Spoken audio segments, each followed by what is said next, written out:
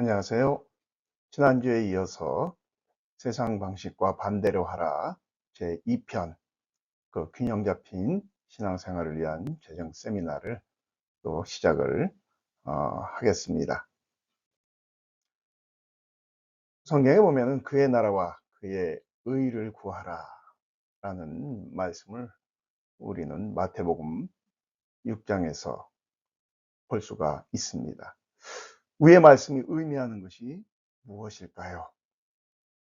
사람들은 흔히 이런 말씀을 들으면 우리가 주일 예배를 하나님 앞에 잘 드리고 새벽 기도나 수요 기도나 아니면 금요 철야 기도회, 구역 예배, 또 전도 모임, 여러 가지 교회에서 하는 그런 행사에 열심히 다하면 하나님께서 우리가 직면한 문제들을 알아서 해결해 주신다, 이렇게 생각을 합니다.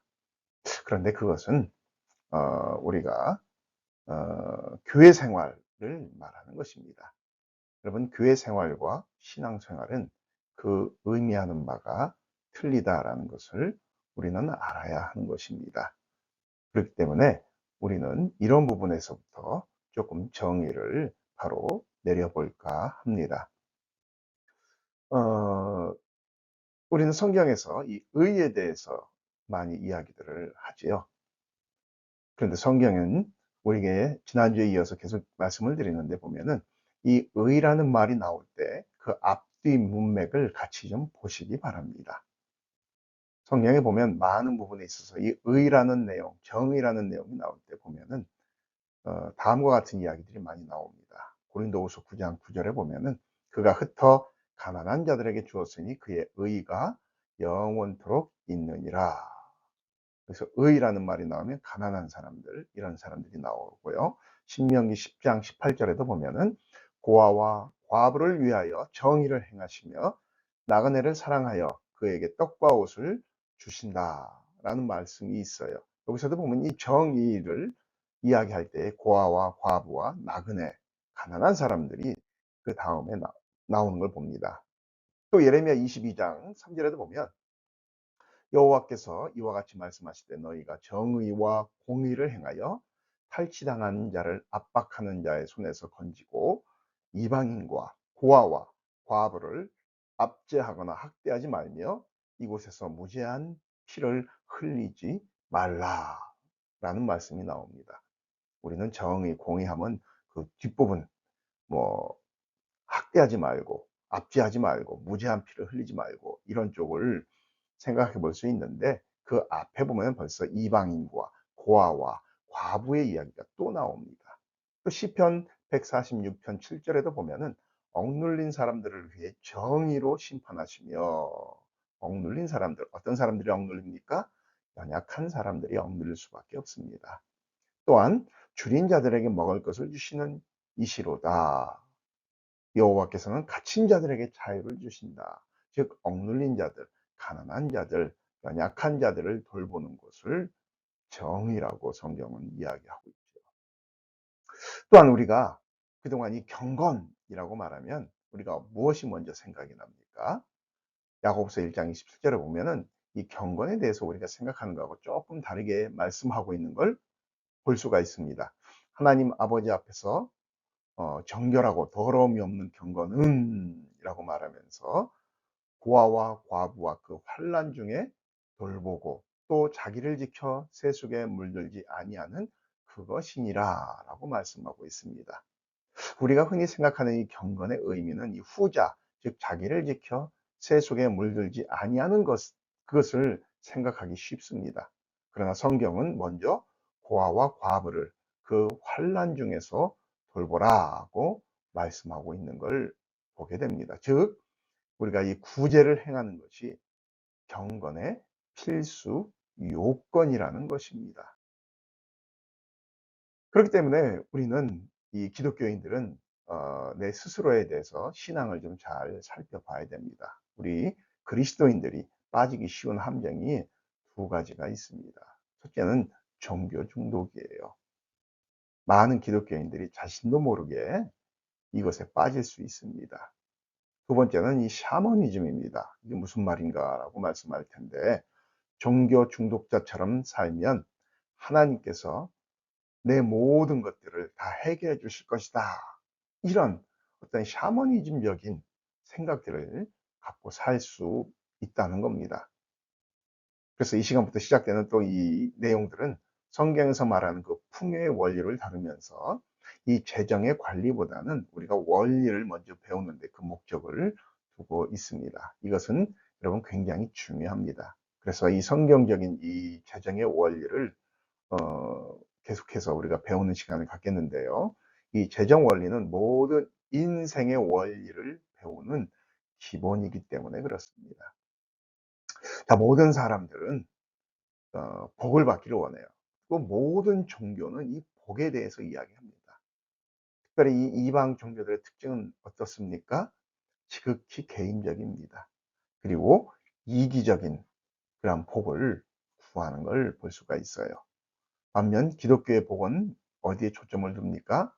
예수 믿고 구원받는 것 자체가 이미 우리는 큰 복을 받은 것입니다. 왜냐하면 우리는 영원한 생명을 얻었기 때문에 그래요. 이 세상에서 우리가 살아가는 짧은 인생, 지금은 뭐 이제 뭐 100세 시대다라고 말하고 있는데, 그러나 그것도 정해져 있는 것이죠.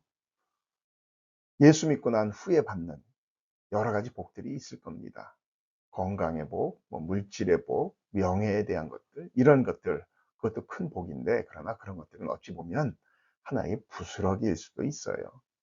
성경은 온통 하나님께서 그의 자녀들에게 주시고자 하는 복에 관한 것들을 기록하고 있는 책입니다. 성경 말씀 어디를 보십시오. 하나님께서 우리를 뭐 저주하시려고 말씀하실 거나 거기에 목적을 두고 기록하거나 그런 것은 없습니다. 우리를 막 징계할 목적으로 성경 어디에도 하나님께서 쓰신 것이 아니에요. 우리가 잘 되어지고 복을 받고 하나님의 백성으로서 높임을 받기 원하시는 내용들을 성경은 이야기하고 있습니다. 그것이 복입니다. 그렇다면 우리는 누가 복을 주는가, 이것을 생각을 해 봐야 합니다.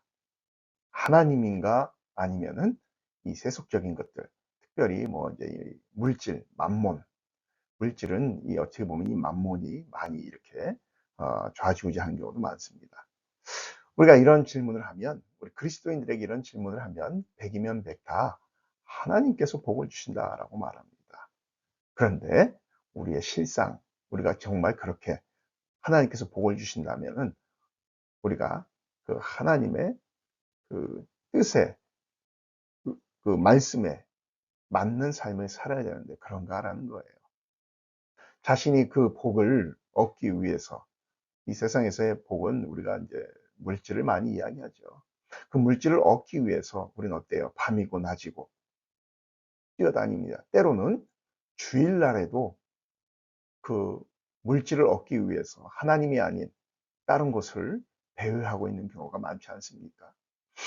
나를 실질적으로 움직이게 하는 그 원동력이 무엇인가를 생각해 봐야 한다는 것입니다. 내가 어떤 중요한 결정을 내릴 때 가장 먼저 우선권을 두는 곳이 어디냐라는 것이죠. 그것이 하나님인가, 아니면은 돈인가? 하나님의 말씀에 의해서 내가 움직이는가, 아니면 돈이 흘러가는 곳을 향하여 내가 움직이고 있는가? 이것을 생각해 봐야 하는 것입니다.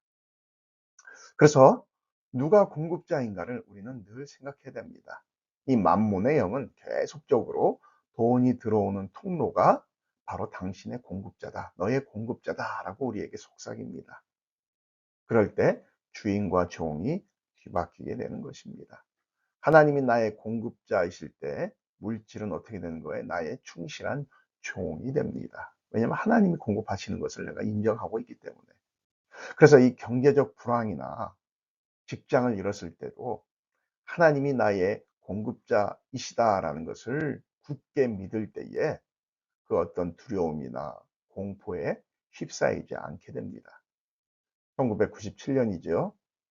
그때 IMF 때가, 우리나라에 IMF가 들어닥쳤을 때, 또 2008년 미국발 금융 위기가 왔을 때에 많은 사람들이 극단적인 선택을 하는 것을 봐왔습니다. 정말로 참 안타까운 일이었죠. 그런데 대부분의 그분들이 물질의 공급처를 잃었다라는 그 절망감이 더 크게 컸기 때문에 여러분 더 이상의 소망이 없었던 것이에요.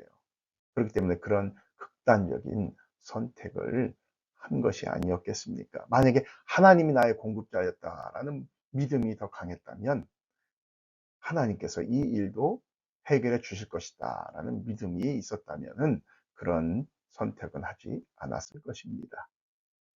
자, 하나님께서는 우리에게 복을 주시기를 원하신다고 했죠. 그렇다면 어떤 사람이 복을 받을까요? 여러분, 아주 이건 쉬운 이야기입니다. 복받을 행동을 하는 사람이 복을 받습니다. 하나님 앞에서도 마찬가지입니다. 여러분, 구원은 우리가 어떤 행동으로 받는 게 아니죠. 구원은 우리의 믿음으로 받는 겁니다. 구원은 우리가 어떤 일을 해서 되어지는 것이 아니에요. 예수 그리스도께서 우리를 구원하시기 위해서 십자가에 달려 죽으시고 3일 만에 부활하심으로 인하여 우리에게 구원의 장을 열어주신 겁니다. 그래서 그를 믿는 자마다 구원받는다라고 말씀하시잖아요. 그래서 구원은 믿음입니다. 그리고 그 외의 것들, 이 땅에서 필요한 많은 공급되어지는 것들은 이건 거저 얻는 것이 아닙니다.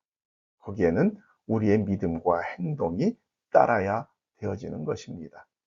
여러분, 가정에서도 보면은 자녀들 중에 부모에게 이 부모의 마음을 정말 흡족하게 하는 그런 자녀들이 있습니다. 그러한 자녀들은 어때요? 부모로부터 용돈도 많이 받고 이것저것 얻는 혜택도 많습니다. 반면에 그러지 않는 아주 까칠하고 부모의 마음을 후벼 파는 그러한 자녀들은 그만큼 받는 혜택이 적습니다. 성경에 보면은 우리가 어떻게 하나님으로부터 오는 그러한 복을 받을 수 있는가 다 말씀해 놓고 있어요. 성경에 보면은 이 손님 대접하기를 즐겨하라 라고도 말씀하고 있고 또 남들이 하기 싫은 일들을 솔선수범하라는 것입니다. 또 연약한 자들을 돕고 또 병약한 자들을 위해서 기도하고 또한 신방하고 함으로 인해서 어, 하나님의 마음에 합한 행동을 하는 사람들에게 하나님께서는 복을 주시겠다라고 말씀하고 있습니다. 그래서 여러분, 어떤 불황이 오고 경제적인 어려움이 우리에게 닥쳐와도 하나님을 바라보고 하나님의 마음에 합한 생활을 할 때에 하나님께서 공급해 주신 은혜를 경험을 하게 됩니다. 많은 그리스도인들이 그 비법을 알고 있고 또 그렇게 살아가고 있습니다.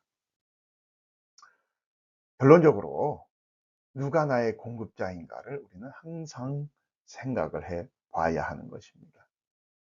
물질적인 어려움이 오게 되면은 사람들은 가장 자기가 할 수 있는, 택할 수 있는 편한 길을 선택하려고 해요. 먼저 사람을 찾아가죠. 자기에게 도움을 줄 수 있는 사람을 찾아갑니다.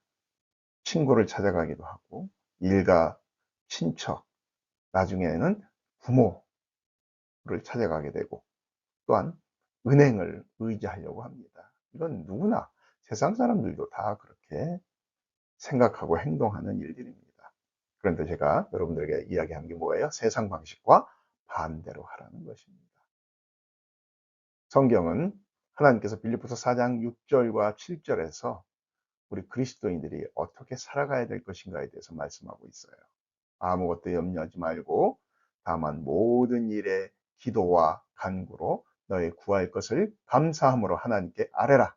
그리하면 모든 지각에 뛰어난 하나님의 평강이 그리스도 예수 안에서 너희 마음과 생각을 지키시리라 라고 말씀하고 있습니다. 우리의 공급자는 하나님이심을 굳게 믿고 감사함으로 나의 현재 상황을 하나님께 아뢰라는 것입니다. 그러면서 하나님의 말씀대로 살아가 보는 겁니다. 그럴 때 그 하나님의 놀라운 공급하심을 여러분들은 경험하실 것입니다. 이것은 진리입니다. 한번 해보시기 바랍니다. 하나님께서 어떻게 하시는지 여러분들이 믿음으로 나아가 보시기 바랍니다. 오늘은 여기까지 하겠습니다. 감사합니다.